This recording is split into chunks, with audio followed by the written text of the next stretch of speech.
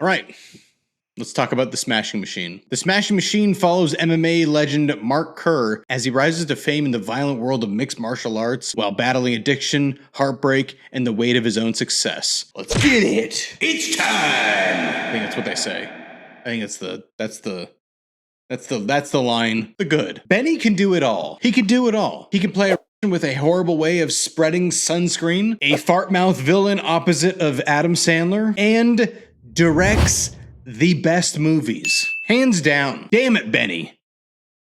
Damn it. He's just so good. Benny and the Rock. The way the movie unfolds trades the visceral experience of a dramatic Hollywood movie to a grounded, realistic character documentary, which is odd since there's already an actual documentary made called The Smashing Machine.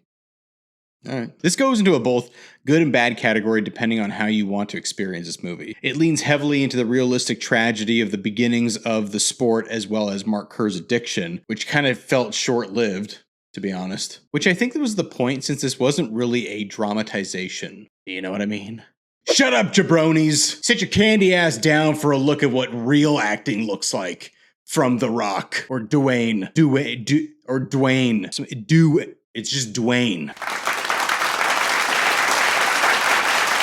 Dwayne Johnson, I'll never get used to calling him that, has taken all the lessons learned from his past blockbuster self and really dived into an appropriate character study, even though he's 30 years older than the person he's supposed to be playing at that time. It's the opposite one, too.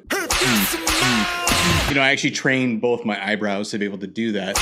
Especially like now I can do both. But I started doing that because of The Rock and because I was watching wrestling all the time as a kid. And he always did that eyebrow thing. And I knew he did it on the one other side because I could only do it on one side. And then I decided this is a really stupid story. Okay, moving on. With the help of Benny's guerrilla-like filmmaking, Dwayne's rendition of Mark Kerr feels that much more emotional. And I think you can really feel him giving up himself as the performer, the most electrifying man in sports entertainment, and the brand. The bad. This is not a dramatization. The momentum and how the story unfolds works really well as a story we've seen before. But since this is being told in a very real setting and time, some portions of the movie miss out on the high intensity and over-dramatized movie presents. For example, relapsing in drugs, the craziness of their relationship, winning/losing in the MMA fights, etc. This thing can be blown out of proportion to kind of give more of a cinematic feel that I think was traded for to keep it as grounded and more guerrilla as possible. Also, I had a tough time rooting for the protagonist, for rooting for Mark Kerr. While Dwayne deserves all the accolades for stepping out of his comfort zone, the portrayal of Mark and Don's relationship feels uncomfortable, leaving viewers unsure of whom to root for. On one hand, Emily's erratic behavior is evident, from neglecting watering plants to forgetting the correct protein shake mixture. Damn it, Don. I'm doing whole milk now. Whole milk. How many bananas did you put in there? Now what I like to do, just for a little bit of taste,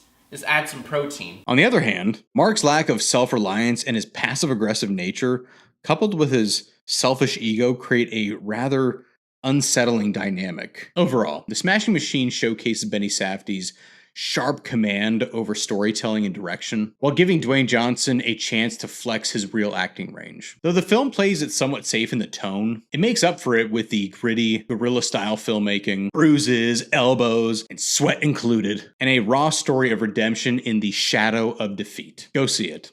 Big strong man, I love you.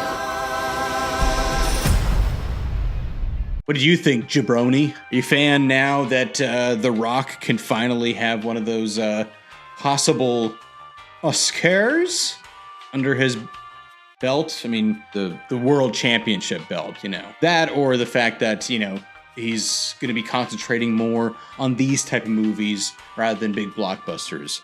To be honest, I don't think he's ever going to get better than The Rundown or Walking Tall. Plain and simple. Those are the best ones. And you know it. Or The Scorpion King. I'm just saying. Okay? I'm just saying. I'm just the messenger. Don't shoot the messenger. I'm just saying.